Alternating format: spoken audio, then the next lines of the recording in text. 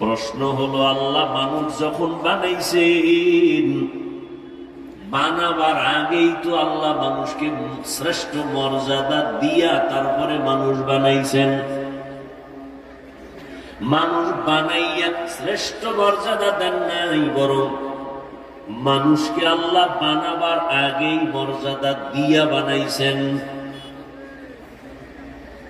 24টা ঘন্টার প্রতিটি মুহূর্ত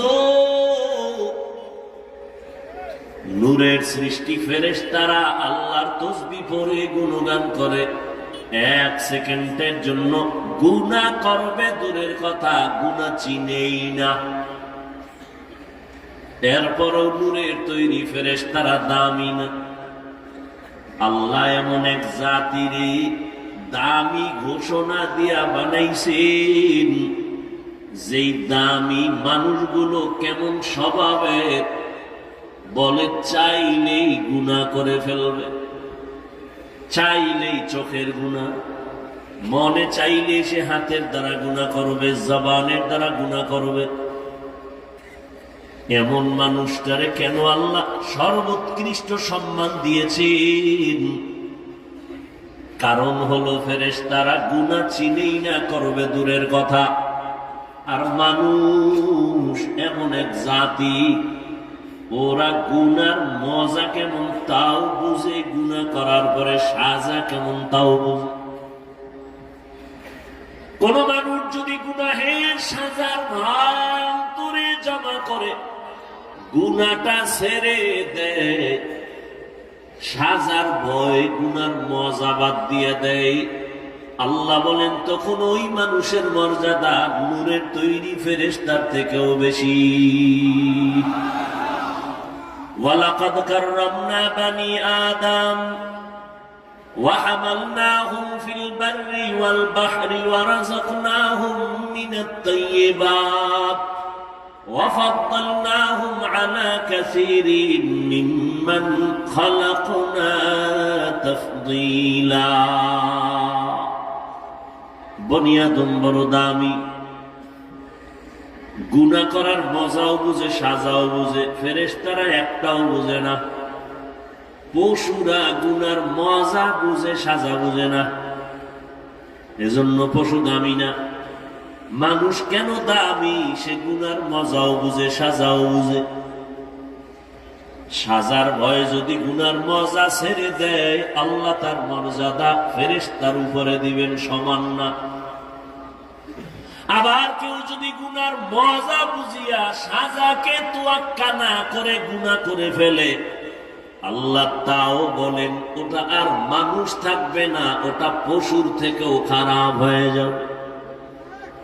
ওয়ালাকাদ যারানা লিজাহান্নামা কাসীরাম মিনাল জিন্নি ওয়াল ইনসি লাহুম কুলুবুন লা ইয়াফকাহুনা বিহা ওয়া লাহুম আ'য়ুনুন লা ইউবসিরুনা বিহা ওয়া লাহুম আযানুন লা ইয়াসমাউনা বিহা উলাইকা কাল আনআমি বাল হুম আদাল উলাইকা হুমুল গাফিলুন।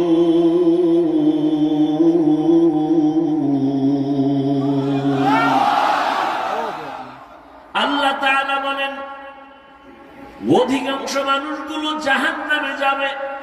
কেন? আমি আল্লাহ তাদেরকে কলব দান করেছি, ভাবার জন্য, ফিকির করার জন্য সে ভাবে না। আমি আল্লাহ চক্ষু দিলাম দেখার জন্য, দেখে না। কান দিলাম শোনার জন্য, শুনে না।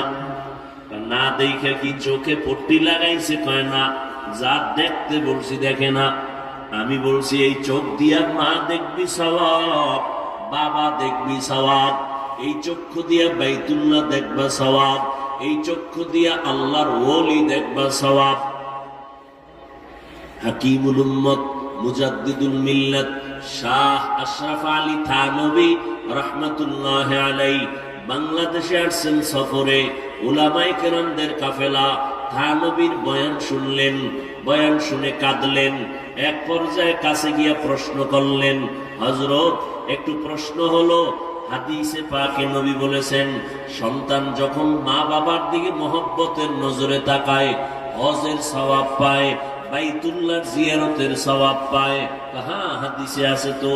আমাদের প্রশ্ন হলো, মায়ের দিকে তাকাইলে বাইতুল্লাহর জিয়ারত পাই, বাবার দিকে তাকাইলে বাইতুল্লাহ পাই, বাইতুল্লাহর সওয়াব, কিন্তু আল্লাহর ওলিদের দিকে তাকাইলে কি পাবো? হাকিমুল উম্মত, উম্মতের কলবের ডাক্তার। হাকিমুল উম্মত বলেন, সন্তান মা বাবার দিয়ে তাকায়, বাইতুল্লাহ পায়, বাইতুল্লাহর জিয়ারতের সওয়াব পায়। তবে শুনো, যারা আল্লাহর ওলিদের দিকে তাকাবে, এরা শুধু বাইতুল্লাহ পাবে না, বরং এরা বাইতুল্লাহর মালিকের পেয়ে যাবে। আউলিয়ারা কারে উকবা ইখতিয়ার, জাহেলানা কারে দুনিয়া ইখতিয়ার। মাইলে মোমেন সোয়ে মোমেন মিশাওয়াত, মাইলে কাফের সোয়ে কাফের মিশাওয়াত।